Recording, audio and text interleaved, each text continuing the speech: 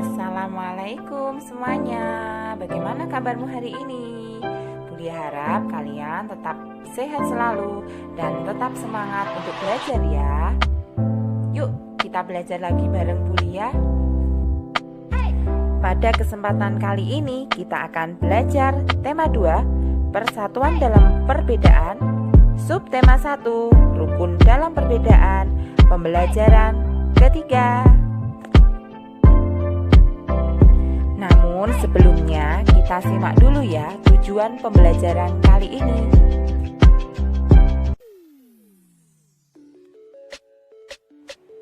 Anak-anak, yuk kita perhatikan di sekitar rumah kalian. Ibu yakin pasti banyak sekali tanaman-tanaman yang hidup. Tanaman-tanaman itu sendiri memiliki ciri-ciri khusus. Dan tentunya habitatnya juga berbeda-beda. Habitat itu sendiri apa dulu anak-anak? Ya, habitat adalah tempat tinggalnya. Ada yang bisa hidup di air, ada yang mampu hidup di tanah yang kering, ada yang hidup di tanah yang lembab, dan masih banyak lagi. Tumbuhan itu sendiri beradaptasi untuk mempertahankan hidupnya. Adaptasi adalah ciri-ciri khusus yang dimiliki tanaman atau tumbuhan untuk hidup pada tempat atau daerah tertentu. Yuk kita pelajari satu persatu. Mari kita belajar tentang adaptasi tumbuhan untuk mempertahankan hidupnya. Contohnya, pohon bambu mempunyai ciri khusus, yaitu mempunyai bulu-bulu halus yang tajam. Bulu yang tajam pada batang, bulu tersebut melekat kuat dan dapat menyebabkan gatal. Tumbuhan beradaptasi untuk mempertahankan hidupnya. Adaptasi adalah ciri-ciri khusus yang dimiliki tanaman atau tumbuhan untuk hidup pada tempat atau daerah tertentu. Berdasarkan habitatnya, tumbuhan dibagi menjadi 3 jenis. Yang pertama, hidrofit. Tumbuhan yang sebagian tubuhnya ada di permukaan air. Akarnya berada di air, memiliki rongga udara dalam batang atau tangkai daun. Daunnya muncul ke permukaan air. Contohnya, kangkung. Higrofit. Tumbuhan yang hidup di daerah lembab, tubuhnya terdiri atas bagian-bagian akar, batang, dan daun. Batangnya pada umumnya tidak tampak karena terdapat di dalam tanah. Daunnya yang muda umumnya melingkar atau menggulung. Contohnya pakis. Xerofit. Tumbuhan yang hidup di daerah yang kering. Tumbuhan ini memiliki daun tebal, sempit, kadang-kadang berubah bentuk menjadi bentuk duri, sisik, atau bahkan tidak mempunyai daun. Batangnya tebal dan mempunyai jaringan untuk menyimpan air. Akarnya panjang untuk menjangkau air yang jauh letaknya. Contohnya adalah lidah buaya. Setelah kalian mempelajari tentang adaptasi tumbuhan pada lingkungannya, mari kita membuat diagram cara tumbuhan menyesuaikan diri. Di sini Bu Arum contohkan, misalkan bakau. Bakau memiliki akar tunjang supaya tidak terhempas ombak. Jadi akarnya itu jauh ke dalam ya. Kemudian kaktus memiliki akar yang panjang untuk menjangkau air. Teratai memiliki daun tipis dan lebar untuk mempermudah penguapan. Pohon jati menggugurkan daun pada musim kemarau. Pakis, permukaan daun banyak stomatanya untuk mempercepat penguapan. Enceng gondok, akar serabut yang tebal digunakan supaya tidak hanyut dalam air dan tidak mudah terbalik. Seperti itu teman-teman, contoh diagram cara tumbuhan menyesuaikan diri. Kalian bisa mencari contoh tumbuhan yang lain yang ada di sekitarmu ya. Selanjutnya, kita membuat diagram cara melindungi diri pada tumbuhan atau cara tumbuhan melindungi diri. Contohnya mawar, batangnya memiliki duri. Bambu memiliki rambut halus. Jadi kalau terkena rambut halus atau kalau di tempat Bu Arum itu namanya lugut, kalian akan terasa gatal kulitnya. Kemudian nanas memiliki daun yang tajam. Nangka menghasilkan getah. Nah, itu buahnya banyak mengandung getah, atau bahkan pada saat buahnya masih kecil, ujung yang mau ke buah itu juga banyak getahnya. Terus ada durian. Durian memiliki duri. Buah yang berduri namanya buah durian. Nah, buahnya ada seperti duri ya, tapi durinya berbeda dengan duri yang pada mawar. Kemudian ada tanaman kecubung. Nah, tanaman kecubung, jarak itu menghasilkan racun yang bisa menyebabkan keracunan. Kalian bisa mencari contoh yang lain ya, bagaimana cara tumbuhan melindungi diri. Kalian bisa bertanya pada orang tua kalian ataupun mencari lewat sumber informasi yang lainnya.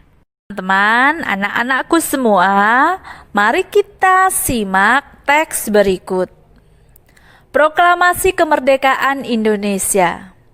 Proklamasi Kemerdekaan Indonesia memberi makna yang sangat penting bagi bangsa Indonesia.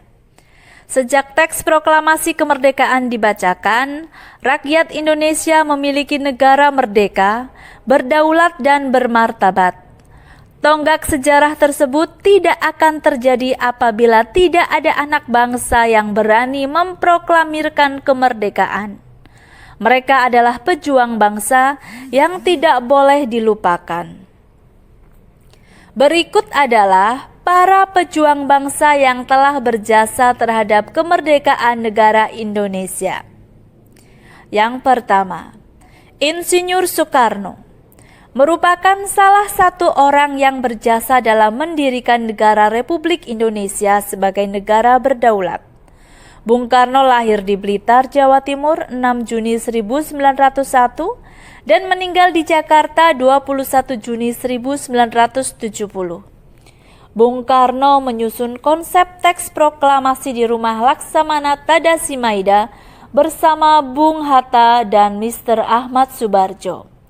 Ia kemudian menandatangani teks proklamasi atas nama bangsa Indonesia bersama Bung Hatta. Bung Karno membacakan teks proklamasi kemerdekaan Indonesia di kediamannya di Jalan Pegangsaan Timur nomor 56 Jakarta.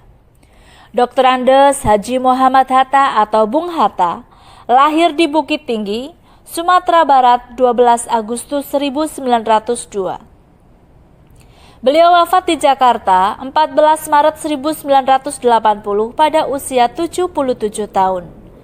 Bung Hatta menyusun konsep teks proklamasi bersama Bung Karno dan Mr. Ahmad Subarjo. Ia ikut menandatangani teks proklamasi atas nama bangsa Indonesia bersama Bung Karno. Muhammad Hatta adalah wakil presiden pertama Indonesia.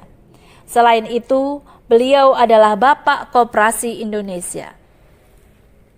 Ahmad Subarjo Joyo Adi Suryo lahir di Karawang, Jawa Barat 23 Maret 1896 dan wafat 15 Desember 1978 pada umur 82 tahun.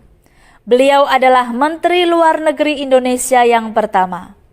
Ahmad Subarjo merupakan salah seorang tokoh dari golongan tua yang berperan dalam mempersiapkan proklamasi kemerdekaan Indonesia. Ahmad Subarjo ikut menyusun konsep teks proklamasi di rumah Laksamana Tadasi Maida bersama Bung Karno dan Bung Hatta. Laksamana Tadasi Maida adalah seorang perwira tinggi Angkatan Laut Kekaisaran Jepang. Beliau membantu persiapan konsep teks proklamasi kemerdekaan dengan mempersilahkan rumahnya digunakan untuk kegiatan yang sangat penting. Di rumahnya berkumpul para tokoh bangsa yang berjasa besar. Walaupun beliau orang Jepang, beliau rela membantu Indonesia karena simpati terhadap rakyat Indonesia. Sukarni. Lahir di Blitar, Jawa Timur, 14 Juli 1916. Beliau wafat di Jakarta, 7 Mei 1971 pada usia 54 tahun. Nama lengkapnya adalah Sukarni Kartodiwiryo. Sukarni adalah salah seorang tokoh pemuda dan pejuang yang gigih melawan penjajah. Sukarni mengusulkan agar yang menandatangani teks proklamasi adalah Bung Karno dan Bung Hatta atas nama bangsa Indonesia. Fatmawati, yang bernama asli Fatimah, lahir di Bengkulu pada tahun 1923 dan meninggal dunia di Jakarta pada tahun 1980. Beliau dimakamkan di Taman Makam Pahlawan di Kalibata, Jakarta. Fatmawati menjahit bendera pusaka Sang Saka Merah Putih yang dikibarkan pada upacara proklamasi kemerdekaan Indonesia di Jalan Pegangsaan Timur nomor 56 Jakarta. Teks proklamasi kemerdekaan diketik oleh Sayuti Melik.